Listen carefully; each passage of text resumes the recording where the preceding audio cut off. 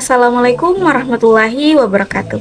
Hai guys, perkenalkan nama saya Siti Mela Zalianti dari kelas manajemen 24C dengan nomor NIM 24601058. Nah, kali ini saya akan membahas materi tentang pemilu.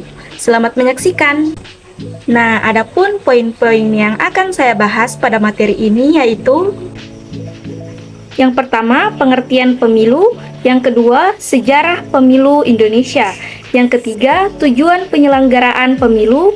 Yang keempat, prinsip-prinsip penyelenggaraan pemilu. Yang kelima, macam-macam sistem pemilu. Yang keenam, kelebihan dan kekurangan sistem pemilu di Indonesia. Yang ketujuh, integritas penyelenggaraan pemilu. Yang kedelapan, tingkat partisipasi masyarakat dalam pemilu. Tapi sebelum kita masuk ke pembahasan, apa teman-teman sudah tahu apa sih itu pemilu? Nah, mari kita bahas.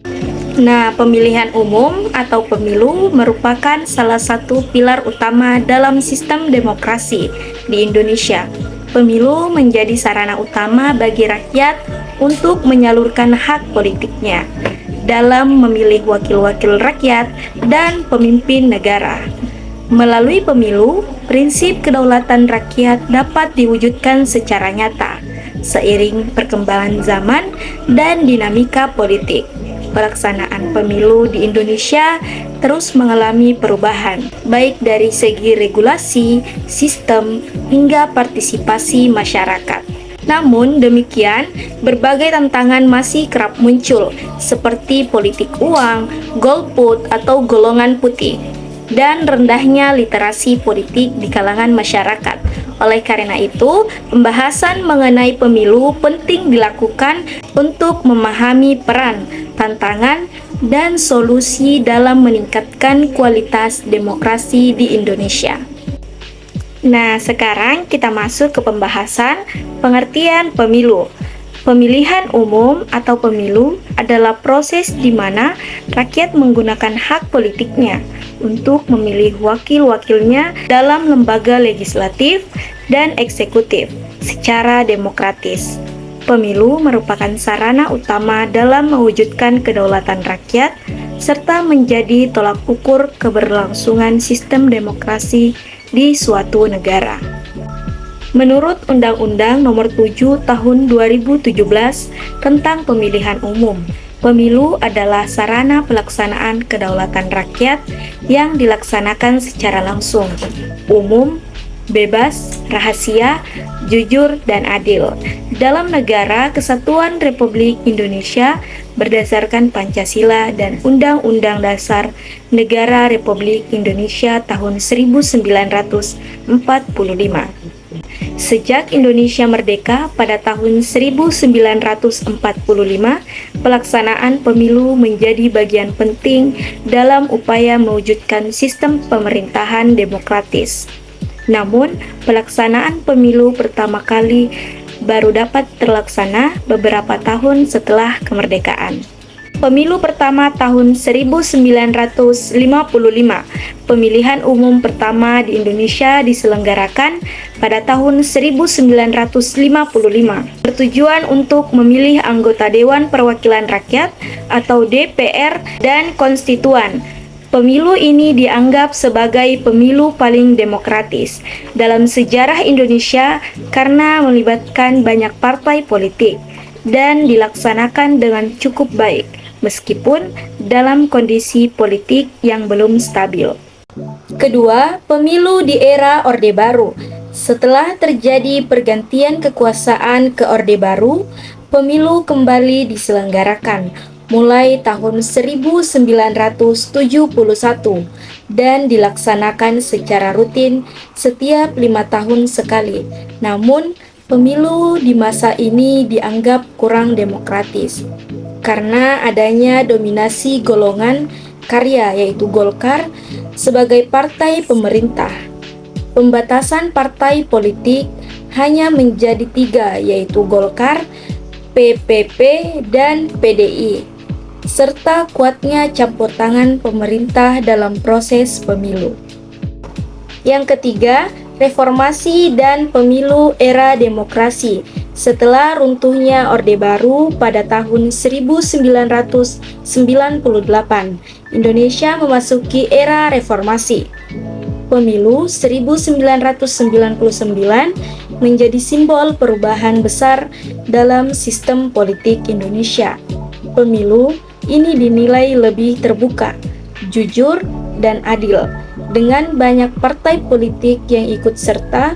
Sejak saat itu, pemilu diadakan secara berkala dan semakin demokratis. Seiring waktu, pelaksanaan pemilu juga mengalami berbagai perubahan, seperti pemilu langsung untuk memilih presiden mulai tahun 2004, dan pemilihan kepala daerah secara langsung, yaitu pilkada, juga mulai diterapkan sejak 2005. Dan peningkatan peran KPU dan Bawaslu sebagai lembaga penyelenggara dan pengawas pemilu. Yang keempat, pemilu terbaru.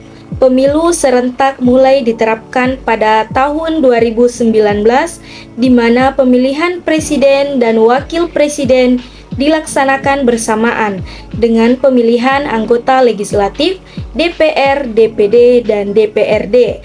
Hal ini merupakan langkah menuju efisiensi dan konsolidasi demokrasi. Tujuan penyelenggaraan pemilu. Penyelenggaraan pemilihan umum atau pemilu memiliki tujuan yang sangat penting dalam sistem pemerintahan demokrasi. Pemilu merupakan sarana utama bagi rakyat untuk menyalurkan kehendaknya dan turut serta menentukan arah kebijakan negara melalui pemilihan wakil-wakil rakyat serta pemimpin negara secara sah dan konstitusional. Nah, adapun tujuan penyelenggaraan pemilu di Indonesia antara lain: yang pertama, mewujudkan kedaulatan rakyat. Pemilu menjadi wujud nyata dari asas kedaulatan rakyat, di mana rakyat memiliki hak untuk memilih siapa yang akan mewakili dan memimpin mereka dalam lembaga pemerintahan. Yang kedua, menjamin pergantian kekuasaan secara damai dan demokratis. Melalui pemilu, pergantian pemimpin dan wakil rakyat dapat dilakukan secara berkala, damai, dan sesuai konstitusi, tanpa kekerasan atau kudeta. Yang ketiga, memilih wakil rakyat dan pemimpin yang legitimate. Pemilu memberikan dasar legitimasi kepada para pejabat publik karena mereka dipilih secara langsung oleh rakyat. Hal ini penting agar keputusan yang diambil memiliki kekuasaan hukum dan moral. Yang keempat, meningkatkan partisipasi politik masyarakat. Dengan pemilu, masyarakat didorong untuk aktif terlibat dalam kehidupan politik dan pemerintahan melalui penggunaan hak pilih secara cerdas dan bertanggung jawab. Yang kelima, menjaga stabilitas politik dan pemerintahan. Pemilu yang berjalan secara adil dan transparan dapat menciptakan kepercayaan publik terhadap sistem pemerintahan yang pada akhirnya menjaga stabilitas negara. Yang keenam, melahirkan pemimpin yang aspiratif dan akuntabel. Melalui pemilu yang sehat, diharapkan muncul pemimpin yang benar-benar memperjuangkan kepentingan rakyat, bersih dan tanggung jawab dalam menjalankan tugasnya. Prinsip-prinsip penyelenggaraan pemilu. Penyelenggaraan pemilihan umum atau pemilu di Indonesia harus memenuhi prinsip-prinsip demokratis agar hasilnya sah, adil, dan mencerminkan kehendak rakyat. Prinsip-prinsip ini telah diatur secara jelas dalam Undang-Undang Nomor 7 Tahun 2017 tentang Pemilu, serta menjadi landasan moral dan hukum dalam setiap pelaksanaan pemilu. Berikut adalah prinsip-prinsip utama dalam menyelenggarakan pemilu di Indonesia. Yang pertama, langsung. Pemilih memberikan suara secara langsung tanpa perantara.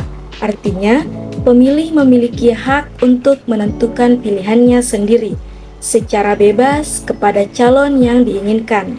Yang kedua, umum. Pemilu bersifat umum, artinya semua warga negara Indonesia yang memenuhi syarat memiliki hak yang sama untuk memilih dan dipilih tanpa diskriminasi. Yang ketiga, bebas. Dalam memberikan suara, pemilih tidak boleh dipengaruhi, ditekan, atau dipaksa oleh pihak manapun. Pilihan sepenuhnya menjadi hak pribadi pemilih. Yang keempat, rahasia. Pilihan pemilih dijamin kerahasiaannya sehingga tidak ada pihak manapun yang mengetahui atau mengintervensi isi suara yang diberikan. Yang kelima, jujur. Pemilu harus dilaksanakan dengan jujur oleh seluruh pihak yang terlibat, baik penyelenggara, peserta, maupun pemilih, agar hasilnya sah dan dapat diterima. Yang keenam, adil. Semua peserta pemilu diperlakukan sama dan tidak ada yang diistimewakan. Penyelenggara pemilu harus bersikap netral dan menjamin keadilan dalam setiap tahap pemilu. Macam-macam sistem pemilu. Sistem pemilu adalah cara yang digunakan untuk mengubah suara pemilih menjadi kursi dalam lembaga legislatif atau untuk menentukan pemenang dalam pemilihan eksekutif. Berbagai negara memiliki sistem pemilu yang berbeda, tergantung pada bentuk pemerintahan dan tujuan politiknya. Nah, secara umum, terdapat 3 macam sistem pemilu yang dikenal di dunia, termasuk yang pernah atau sedang diterapkan di Indonesia, yaitu yang pertama, sistem mayoritas. Sistem ini menetapkan bahwa calon yang mendapatkan suara mayoritas lebih dari 50% akan terpilih sebagai pemenang. Nah, terdapat 2 jenis, yaitu sistem pluralitas. Kandidat yang mendapatkan suara terbanyak meskipun tidak mencapai 50% langsung menang. Contohnya, sistem di Inggris dan Amerika Serikat. Dan sistem mayoritas absolut, pemilihan 2 putaran. Jika pada putaran pertama tidak ada yang mendapatkan 50%, maka dilakukan putaran kedua dengan 2 kandidat suara terbanyak. Sistem ini digunakan dalam Pilpres di Indonesia. Kelebihannya yaitu mudah dipahami dan stabilitas yang politik yang cenderung terjadi. Nah, kekurangannya yaitu tidak mewakili seluruh suara pemilih secara penal. Partai kecil cenderung tidak terakomodasi. Yang kedua, sistem proporsional. Dalam sistem ini, kursi di parlemen dibagi secara proporsional sesuai jumlah suara yang diperoleh masing-masing partai politik. Contoh penerapannya yaitu Indonesia menggunakan sistem proporsional terbuka, di mana pemilih memilih langsung calon legislatif, bukan hanya partainya. Nah, kelebihannya yaitu lebih mewakili keragaman suatu suara rakyat dan partai kecil memiliki peluang masuk parlemen. Dan kekurangannya yaitu banyaknya partai dapat menyebabkan koalisasi yang tidak stabil dan proses penghitungan suara lebih kompleks. Yang ketiga, sistem campuran. Sistem ini menggabungkan unsur mayoritas dan proporsional. Sebagian kursi diambil dari sistem distrik atau mayoritas, dan sebagian lagi dari daftar partai yaitu proporsional. Contoh negara yang menerapkan sistem ini adalah Jerman dan Jepang. Kelebihannya yaitu menggabungkan keunggulan dua sistem dan representatif dan juga mendorong akuntabilitas individu. Sedangkan kekurangannya yaitu lebih kompleks dalam pelaksanaan dan penghitungan. Kelebihan dan kekurangan sistem pemilu di Indonesia. Setiap sistem memiliki kelebihan dan kekurangan, baik dari segi presentasi, efisiensi, maupun stabilitas politik. Yang pertama, kelebihan sistem pemilu di Indonesia, yaitu A. Lebih demokratis. Pemilih memiliki hak langsung untuk memilih calon legislatif, bukan hanya partainya, yaitu sistem proporsional terbuka. Hal ini memperkuat keterlibatan rakyat dalam menentukan wakilnya. B. Representatif. Dengan sistem proporsional, partai-partai kecil pun memiliki peluang untuk mendapat kursi, sehingga suara rakyat lebih tercermin dalam komposisi legislatif. C. Transparan dan akuntabel.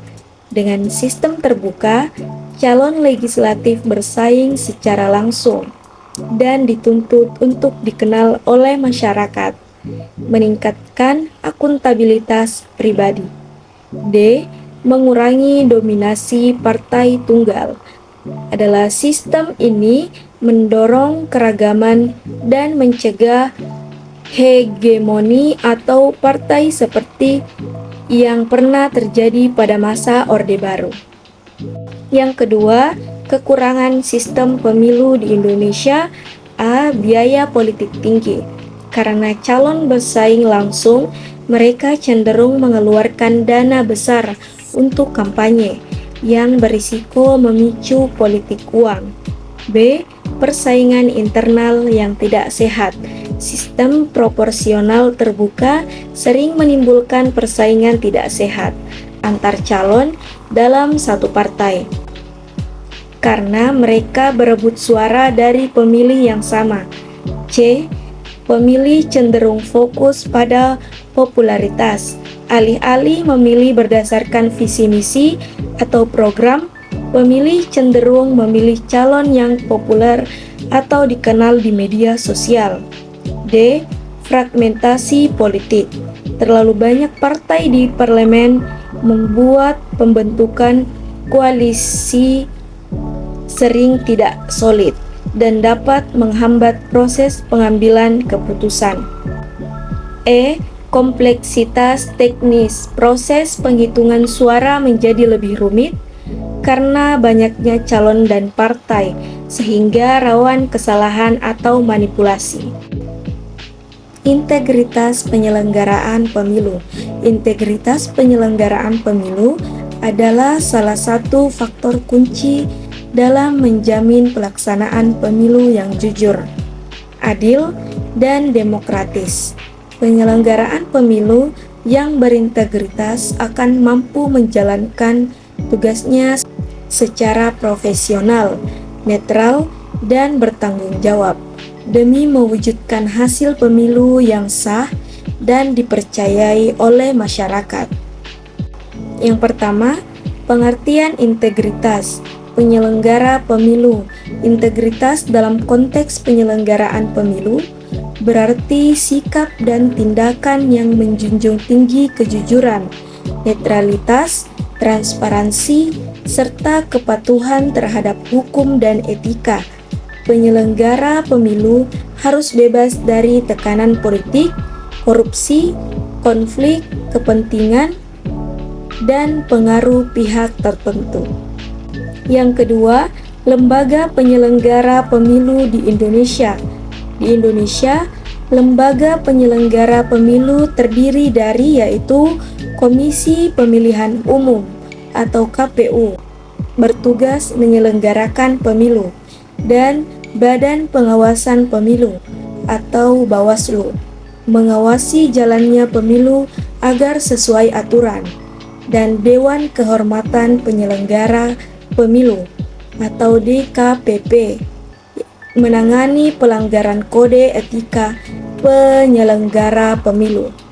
Yang ketiga, ciri-ciri penyelenggara pemilu yang berintegritas, yaitu netral dan tidak berpihak kepada peserta pemilu manapun, dan transparan dalam setiap tahapan mulai dari pendaftaran, kampanye, hingga penghitungan suara, dan konsisten menegakkan aturan hukum dan etika, serta terbuka terhadap pengawasan publik dan kritik, dan bersedia bertanggung jawab atas kesalahan atau pelanggaran yang terjadi. Nomor 4, tantangan dalam menjaga integritas penyelenggara pemilu. Tekanan dari elit politik atau pemerintah, dan praktik politik, uang, dan korupsi, serta lemahnya sistem pengawasan internal dan kurangnya literasi hukum dan etika di kalangan petugas lapangan. Yang kelima, upaya meningkatkan integritas penyelenggara pemilu, yaitu rekrutmen penyelenggara yang ketat dan transparan, dan pelatihan berkala mengenai etika dan profesionalisme, serta menegakkan hukum yang tegas terhadap pelanggaran oleh penyelenggara, dan penguatan peran DKPP dan partisipasi masyarakat sebagai pengawas independen. Tingkat partisipasi masyarakat dalam pemilu. Partisipasi masyarakat dalam pemilu merupakan indikator penting dalam menilai kualitas demokrasi suatu negara. Tingkat partisipasi menunjukkan sejauh mana rakyat itu berperan aktif dalam menentukan arah pemerintahan melalui hak pilihnya. Yang pertama, pengertian partisipasi masyarakat dalam pemilu. Partisipasi masyarakat dalam pemilu adalah keterlibatan warga negara, baik secara langsung maupun tidak langsung, dalam seluruh proses pemilu, mulai dari penggunaan hak pilih, pengawasan, hingga menjadi bagian dari penyelenggara atau saksi. Partisipasi ini mencerminkan kesadaran politik, kepedulian terhadap masa depan bangsa, dan penghormatan terhadap hak dan kewajiban sebagai warga negara. Yang kedua, tingkat partisipasi pemilih di Indonesia. Beberapa contoh data yaitu pemilu 2004 sekitar 84%, pemilu 2009 sekitar 71%, dan pemilu 2014 sekitar 75%, serta pemilu 2019 sekitar 81,97%, tertinggi dalam sejarah reformasi.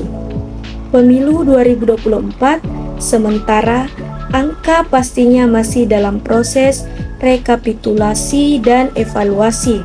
Data ini menunjukkan fluktuasi partisipasi masyarakat yang dipengaruhi oleh berbagai faktor, termasuk kepercayaan terhadap sistem politik dan kualitas kandidat. Ketiga, faktor yang mempengaruhi tingkat partisipasi yaitu tingkat pendidikan dan kesadaran politik masyarakat, dan kepercayaan terhadap penyelenggara dan sistem pemilu, serta kualitas calon dan partai politik, dan akses informasi dan kampanye politik yang edukatif, dan kondisi sosial politik dan keamanan, serta pengaruh media sosial dan informasi digital. Yang keempat, tantangan partisipasi masyarakat yaitu golput, tidak memilih, karena apatisme atau kecewa terhadap calon maupun sistem, dan praktik politik uang yang merusak semangat demokrasi, dan kurangnya pendidikan politik terutama di daerah terpencil, dan disinformasi dan hoaks yang membangun pemilih.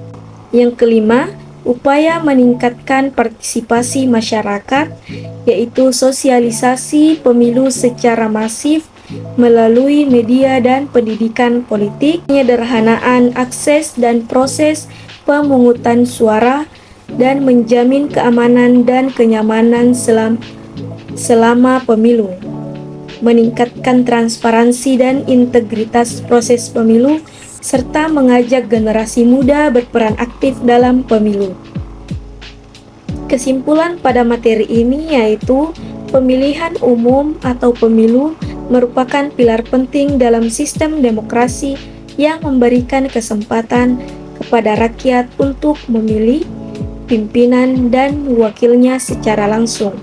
Pemilu di Indonesia dilaksanakan berdasarkan prinsip langsung, umum, bebas, rahasia, jujur, dan adil.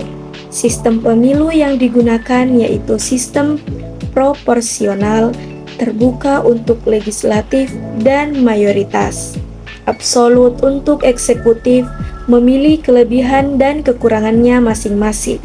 Sejak pemilu pertama tahun 1955 hingga era reformasi saat ini, sistem dan pelaksanaan pemilu di Indonesia terus berkembang ke arah yang lebih demokratis. Namun, tantangan tetap ada, seperti politik uang, golput, rendahnya literasi politik, serta integritas penyelenggara yang perlu terus dijaga. Sekian dari penjelasan singkat dari saya, kurang dan lebihnya mohon dimaafkan. Wabillahi taufiq wal hidayah. Wassalamualaikum warahmatullahi wabarakatuh. See you guys. Oh, stress. Oh my god, stress. Oh my god.